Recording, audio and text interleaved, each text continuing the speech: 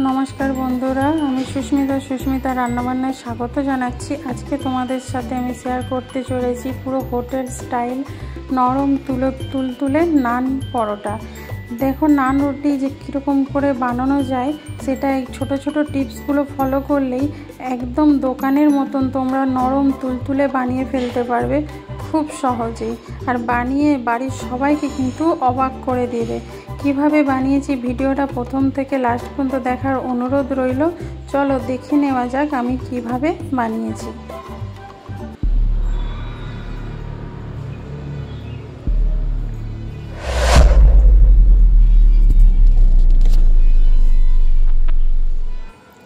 এখানে আমি একটা বড় বাটি নিয়ে নিয়েছি, এর মধ্যে 2 বাটি দুধ দিয়েছি। যেহেতু আমার পরিমাণটা বেশি আছে সেই জন্য এখানে আমি 2 বাটি দুধ দিয়েছি। তোমরা কিন্তু 1 বাটি দুধ দিয়ে করে নেবে বা পরিমাণটা বুঝে তোমরা দুধটা দেবে। এখানে দিয়ে দিচ্ছি হাফ বাটি টক দই আর দুধটা দিয়ে তোমরা এখানে আগে মিশিয়ে নেবে। তোমরা কিন্তু দুধের বদলে জল দিয়েও মাখাতে পারো। দইটা দিয়ে মাখিয়ে কিন্তু দুধটা দিয়ে মাখালে স্বাদটা একদম অন্যরকম হবে, একদম মুখে দিলেই মনে হবে মিলিয়ে যাচ্ছে, এত সুন্দর হবে। এবার এখানে আমি 3 বাটি ময়দা দিয়ে দেবো। দেখো এখানে আমি প্রথমে 1 বাটি দিলাম, তারপরে 1 বাটি, আরও 1 বাটি ময়দা আর 1 বাটি আটা এখানে দিয়ে দেবো। 1 বাটি আটা দিয়ে দেবো। আটা দেওয়ার কারণে এটা না সেই রাবারের মতন টানা মানে যে টান সেটা থাকবে না, খুব সফট একটা তৈরি হবে। এবার দিয়ে দিচ্ছি স্বাদ মতো নুন। এর মধ্যে দিয়ে দেবো আমি হাফ চামচ বেকিং পাউডার, তারপরে দিয়ে দেবো হাফ চামচেরও কম বেকিং সোডা।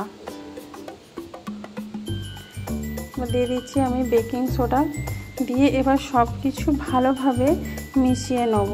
আমি এখানে স্প্যাচুলার সাহায্যে মাখিয়ে নিচ্ছি, কারণ এই সময় হাত দিয়ে মাখালে হাতে পুরো মাখানো মানে জড়িয়ে যাবে, ঠিক করে মাখানো যাবে না। সেই জন্য স্প্যাচুলার দিয়ে আমি এখানে প্রথমে একটা ডো তৈরি করে নেব, তারপরে আমি মাখাবো। আমি যেই পরিমাণ এখানে দুধটা দিয়েছি সেইটাতেই কিন্তু পুরো মাখানো হয়ে যাবে। এখানে আর কোনো দুধ বা জল ব্যবহার করতে লাগবে না। তোমরা তোমাদের পরিমাণটা দেখে একটু করবে। তোমরা যদি 2 বাটি মানে ময়দা আর 1 বাটি আটা দাও তাহলে 1.5 বাটি দুধ দিলেই কিন্তু এখানে হয়ে যাবে। দেখো দেখতে পাচ্ছ ডোটা একদম শুকনো হয়ে গেছে, মানে একদম পুরো দুধটা মাখানো হয়ে গেছে। এবার হাতে করে আমি এখানে মাখিয়ে নেব। বন্ধুরা এখানে আমার একটা মিস্টেক হয়েছিল, আমি প্রথমে চিনিটা দিতে ভুলে গেছিলাম, সেই জন্য এখানে আমি একটু চিনি দিয়ে দিলাম। তোমরা কিন্তু প্রথমেই চিনিটা একটু দিয়ে দেবে, চিনি গুঁড়ো দিলে কিন্তু বেশি ভালো হবে। এবার আমি হাতে করে এটা মাখিয়ে নিচ্ছি। এটা কিন্তু একদম নরম একটা সফট ডো বানিয়ে নিতে হবে।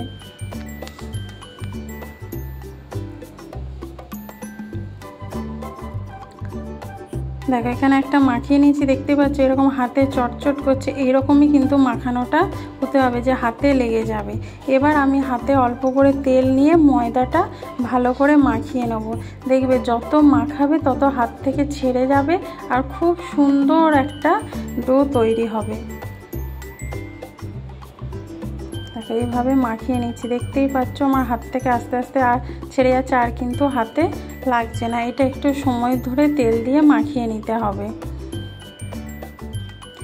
এবার মাখানো হয়ে গেলে আমি অল্প একটু তেল লাগিয়ে আধ ঘন্টার মতন রেখে দেবো। তোমাদের হাতে যদি বেশি সময় থাকে তোমরা 1 ঘন্টাও রাখতে পারো, কিন্তু মিনিমাম আধ ঘন্টা রাখতেই হবে। এখানে মাখিয়ে নিয়েছি। এবার আমি অল্প করে হাতে তেল নিয়ে ওপরটায় লাগিয়ে চাপা দিয়ে রেখে দেবো আধ ঘন্টার মতন, যাতে ডোটা শুকনো না হয়ে যায়, একদম সফট ডো একটা থাকে। এরকম কিন্তু সফট করেই মাখিয়ে নিতে হবে। দেখো দেখতেই পাচ্ছ আধ ঘন্টা পর তোমাদেরকে খুলে আমি দেখাচ্ছি। দেখো ডোটা কতটা ফুলে উঠেছে, দেখতেই পাচ্ছ। একটু আমি মাখিয়ে নেব, মাখিয়ে ছোট একটু মানে বড় বড় সাইজের লেচি কেটে নেব। আটার থেকে একটু বড় সাইজেরই কিন্তু লেচি এখানে কেটে নিতে হবে। দেখো তোমাদেরকে দেখিয়ে দিচ্ছি। দেখো এরকম বড় সাইজের একটু লেচি কেটে নিতে হবে। আর কতটা সফট হয়েছে তোমাদেরকে দেখিয়ে দিচ্ছি। দেখো কতটা সফট, যেদিকে ব্যান্ড করবে ঠিক হয়ে যাবে। দেখতে পাচ্ছ এরকম কিন্তু সফট আটা একটা মাখিয়ে নিতে হবে। এরকমভাবে আমি সব লেচিগুলো কেটে নেব। এবার তোমাদের একটা বেলে আমি দেখিয়ে দিচ্ছি। দেখো এখানে অল্প করে ময়দা দিয়ে দিতে হবে, দিয়ে তারপরে বেলে নেবে। তোমরা যদি বড় জায়গায় একটু বেলতে পারো খুব ভালোভাবে বেলা যাবে। আমি রুটি বেলার ওপরে বেলছি বলে আমার একটু অসুবিধা হচ্ছে। প্রথমে একটু লম্বা করে বেলে নিতে হবে। এটা কিন্তু গোল হবে না, একটু লম্বাটে হবে, অতএব গোল করার কোনো দরকার নেই। তাকে এরকম লম্বা করে একটু বেলে নিচ্ছি। এবার এর মধ্যে দিয়ে দেবো কিছুটা ধনেপাতা আর কালো জিরে, যে একদম হোটেলের স্টাইলের লুকটা এসে যাবে। তারপরে দেখবে কত সুন্দর লাগবে। এরকমভাবে বানিয়ে দিলেও রেস্টুরেন্টে যাওয়া তোমরা ছেড়ে দেবে, যখন ইচ্ছে হবে তখনই বাড়িতে বানিয়ে ফেলতে পারবে। এবার আমি এটা ভালো করে যাতে লেগে যায় সেই জন্য একটু বেলে দিচ্ছি। বেলে তারপরে রুটিটার পেছনে একটু আমি জল লাগিয়ে দেবো। এখানে তাওয়া বসিয়েছি, তাওয়াটা গরম হয়ে গেলে এবার নান রুটিটা দিয়ে দেবো, নান পরোটা। দেখো এই পেছনে যেহেতু জল লাগানো আছে সেই জন্য তাওয়ার মধ্যে খুব সহজে কিন্তু এটা চিপকে যাবে। এবার এই এক দিকটা হয়ে গেলে লো আছে, তারপর অন্য দিকটা তোমাদের দেখাচ্ছি। দেখো কত সুন্দর ফুলে উঠেছে, নরম কতটা হয়েছে দেখতেই পাচ্ছ। নিচের দিকটা তার মানে হয়ে গেছে। এবার আমি সাঁড়াশির সাহায্যে এটা উল্টে দেখাচ্ছি। যাদের কাছে হ্যান্ডেল আছে হ্যান্ডেল দিয়ে ধরে এরকম আগুনের ওপর উল্টে দেবে, এক সাইড করে আস্তে আস্তে এরকমভাবে সেঁকে নেবে। আর যাদের কাছে মানে তাওয়াটা ধরার নেই তারা এরকমভাবে সাঁড়াশি দিয়ে ধরে তোমরা করবে। দেখো কত সুন্দর কালারটা আসছে দেখতে পাচ্ছ। দেখো কত সুন্দর হয়ে গেছে। এবার এর ওপরে কিন্তু আমি বাটারটা দিয়ে দেবো। দেখো এইভাবে চামচের সাহায্যে বাটার দিয়ে পুরো লাগিয়ে নিচ্ছি, লাগিয়ে আমি তুলে নেবো। এইভাবে সব নানগুলো আমি করে নেব।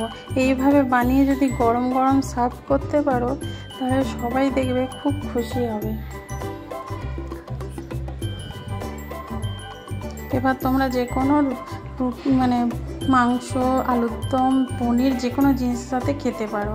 এই ভিডিওটা ভালো লাগলে লাইক, কমেন্ট, শেয়ার করো। নতুন বন্ধু যারা দেখছো চ্যানেলটা সাবস্ক্রাইব করে বেল আইকনটা ক্লিক করে দিও। যারা ফেসবুক থেকে দেখছো পেজটা ফলো করে দিও। ভালো থেকো, সুস্থ থেকো। আবার দেখা হবে নতুন কোনো ভিডিওতে।